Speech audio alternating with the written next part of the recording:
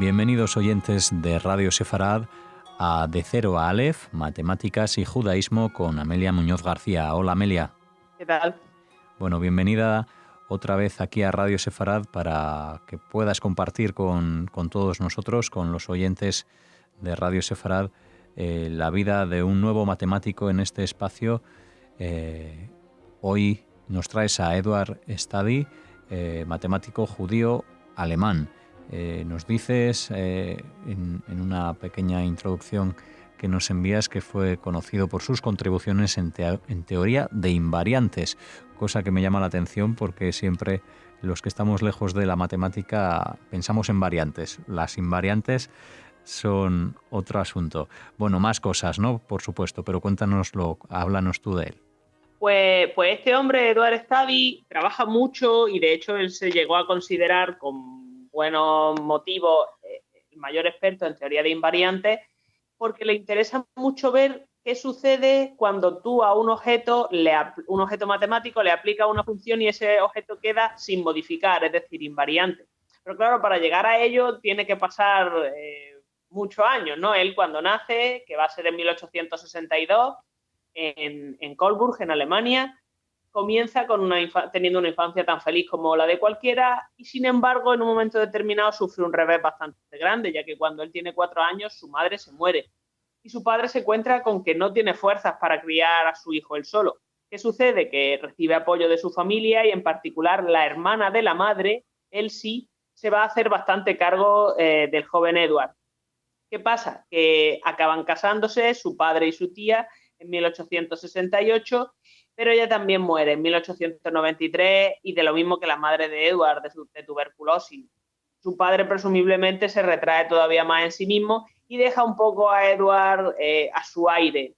Entonces Stady va a ser una persona marcada por su infancia, de trato a veces difícil y consciente de ello. En 1880 Stady acaba el instituto y decide estudiar biología. Resulta que, como su padre Edward disfrutaba mucho de la naturaleza, y sin embargo, tras pasar un curso en la Universidad de Jena, decide trasladarse a la de Estrasburgo para enrolarse en la Facultad de Matemáticas. Él va a continuar estudiando en Leipzig y acabará la facultad en la Facultad de Ludwig Maximilian en Múnich, donde termina la carrera en 1884. Edward fue un estudiante en gran medida autodidacta e independiente. Prefería estudiar en solitario y esto hace que ya desde joven sea un experto en, como habíamos mencionado, teoría de invariantes. Va a estar bastante versado en geometría sintética y va a tener conocimientos a veces insuficientes o con lagunas puntuales en todo lo demás. Esto no le impide superar sus exámenes finales y el doctorado que va a recibir este mismo curso en 1884. Para el año siguiente vuelve a Leipzig para preparar su tesis de habilitación y aceptar un puesto como asistente en matemática. Hablemos un poco ahora sobre los campos de estudio de Edward, la teoría de invariantes. Bueno, como mencionábamos, un invariante es un objeto matemático que queda inalterado después de aplicarle una categoría particular de funciones u otra. La teoría de invariantes estudia cantidades asociadas con polinomios o ecuaciones polinómicas que quedan inalterados tras transformar las variables. El objetivo final de la teoría de invariantes geométricos es resolver problemas de clasificación de objetos en geometría algebraica.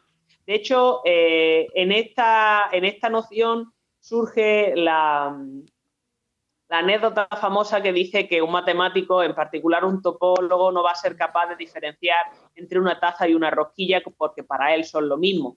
La idea subyacente es la siguiente: si nosotros tenemos una masa de plastilina, por ejemplo, a la que no le podemos ni hacer más agujeros, ni crear picos, ni recortar, si la transformamos de un objeto en otro, de manera siguiendo en que seguimos estas reglas, el objeto matemático va a ser lo mismo. Pues como las rosquillas tienen un agujero y las tazas también, tú puedes deformar una en otra si el material te lo permite, por supuesto. Bueno, pues Edward se consideraba uno de los mayores expertos a nivel mundial de teoría simbólica de invariantes. Y si bien la mayor autoridad va a ser en aquel momento Paul Gordon, que era un matemático judío alemán conocido como el rey de los invariantes. Entre otras cosas, dio pruebas simplificadas de que pi y e eran, y por supuesto continúan siendo, trascendentes. Y trabajó desde Erlangen, donde le llevó la tesis a Emmy Noether. Bien, pues resulta que Klein, que era el tutor de Study, trató de organizar pues una visita de Study a Gordon en Erlangen. Pero el plan no termina de concretarse en aquel momento. Lo que sí consiguen es que tanto Edward como David Hilbert, otro estudiante suyo, visiten a algunos de los mayores representantes de la escuela parisina de matemáticas. Otros va a estar Poincaré, Jordan, Halpen, Mannheim, Darboux, Bonnet y Hermite. Y bueno, en aquel momento tiene sentido que hagan ese viaje, ya que era el método más efectivo de ponerse al día con lo que otros matemáticos estaban haciendo. De hecho, hay una anécdota famosa al respecto, y es que para asegurarse de que Study y Hilbert no contaban lo mismo en las cartas que le iban mandando a Klein, relatando su experiencia, solían leérsela el uno al otro en voz alta antes de enviarla. Mientras tras la habilitación, en 1886, el mismo año que lo de París, Edward comienza a dar clases en Leipzig.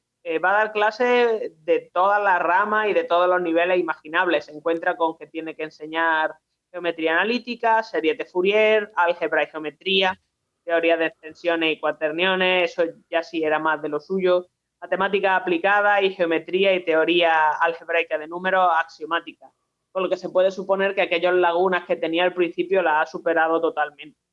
Y bueno, para el curso siguiente, en 1887, consigue conocer a Paul Gordon, lo cual le va a ayudar a avanzar en sus investigaciones.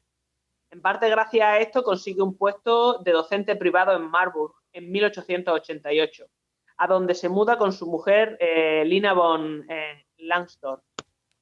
También como parte de su deseo de mejorar su carrera, publica en 1889 su primer libro, titulado Métodos para la teoría de formas ternarias, que se une a uno posterior llamado Geometría esférica, sustituciones ortogonales y funciones elípticas, una investigación analítico-geométrica. Este libro va a ver la luz en 1893 y, por mencionar un par de las nociones que aparecen en él, la geometría esférica hace referencia a la geometría que se puede construir sobre la superficie de una esfera en R3, es decir, en el espacio normal. En ella se conserva la noción de punto usual, pero no así la de línea recta, que se va a transformar en el corte de la esfera con un plano que pasa por el centro de la esfera, dando lugar a circunferencias máximas, es decir, la más grande que se puede conseguir sobre la superficie. La geometría esférica es no euclidiana. Un ejemplo es el hecho de que los ángulos de un triángulo suman más de 180 grados. Y va a ser un caso particular de geometría elíptica. Se viene usando desde siempre, además, ya que surge en navegación y en astronomía. Bien, este mismo año, en 1893, Study va a llevar a cabo un tour por Estados Unidos que inicia durante el verano y dura prácticamente un año. Allí va a visitar la exposición de la Universidad de Columbia en Chicago para asistir a las ponencias de matemáticas y posteriormente se reúne con Klein en Houston para asistir a sus ponencias sobre actualidad matemática. De nuevo, uno de los métodos más efectivos para estar al día, pero este método de analizar el estado de la cuestión sí que se sigue llevando a cabo a día de hoy. Mientras dar el propio Study una serie de conferencias en la Johns Hopkins sobre teoría de invariantes, se vuelve a Alemania, a Bonn, donde había conseguido un trabajo como profesor extraordinario de matemáticas. No es un ascenso, pero al menos puede dejar atrás Marburg porque él no está nada contento allí. El ascenso lo va a recibir en 1897, cuando va a ser nombrado profesor de pleno derecho en Greifswald, donde pasará 7 años. Va a ser allí donde comienza a investigar sobre el problema de Apolonio, consistente en construir los círculos tangentes a 3 círculos dados. Study se inspira en los trabajos de Klein, el cual emplea la inversión en círculos para generar patrones simétricos. Una inversión es una reflexión con respecto a una circunferencia o una esfera. Lo que hace es llevar rectas en círculos y no conserva las longitudes, aunque sí va a conservar los ángulos entre líneas, al menos localmente. Y por supuesto, lleva punto en punto. Ustedes imagínense lo que sucede cuando sobre una fotografía se pone una esfera que va a reflejar cualquier imagen que tenga al lado. Bien, en 1903 va a publicar un libro titulado Geometría del movimiento, a grandes rasgos podríamos traducirlo así al menos, y que trata con la geometría del espacio de sistemas de fuerzas, así como desplazamientos lineales.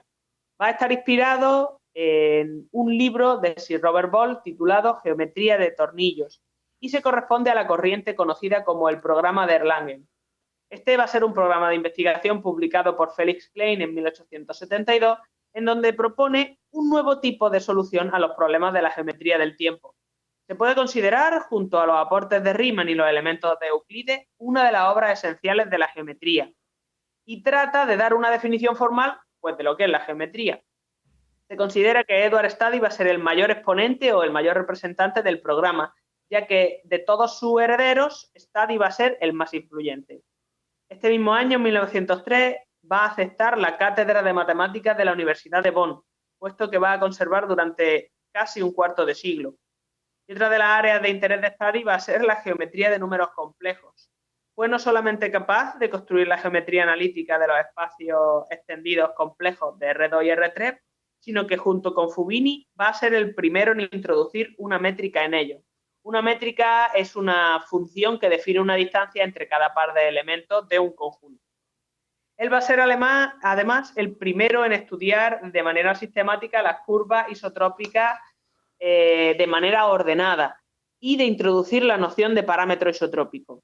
Es más, se podría señalar que por aquella época no era nada común ese deseo de ser sistemático y detallado, y menos aún en geometría. Pero no va con Study eso de trabajar a grosso modo, muy al contrario. En sus artículos se puede ver cómo hace distinciones entre lo aplicable pues, a números reales y lo aplicable a números complejos, por ejemplo. O llega incluso a exponer qué es lo que él considera un tratamiento exhaustivo de un problema. Todo esto se debe a su muy característica manera de trabajo, que no sigue la corriente general, sino su visión personal de cómo se tienen que hacer las matemáticas. Study va a permanecer en Bonn hasta 1927, cuando se jubila y va a ser nombrado profesor emérito. Hasta poco antes venía publicando trabajos de gran calado, como por ejemplo sus resultados en álgebras complejas de dimensión baja en 1923.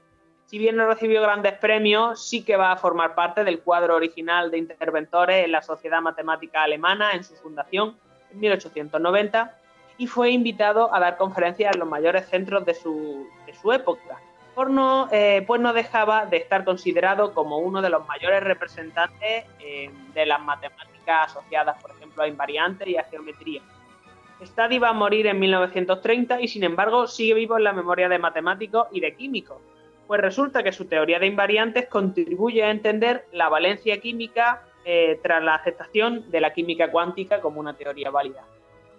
Bueno, pues esta es la obra de Edward Study, que Amelia nos ha acercado a este de Cero a Aleph, una vida curiosa, desde luego, ese desarrollo tras esa infancia tan dura que nos contabas al principio, Amelia, llevó a este matemático a desarrollar verdaderas cosas muy interesantes para la matemática y para sus diferentes campos de estudio. Hasta la próxima, Amelia, y gracias como siempre por acercar a los oyentes de Radio Sefarad este espacio que dedicas a las matemáticas. Gracias a ustedes.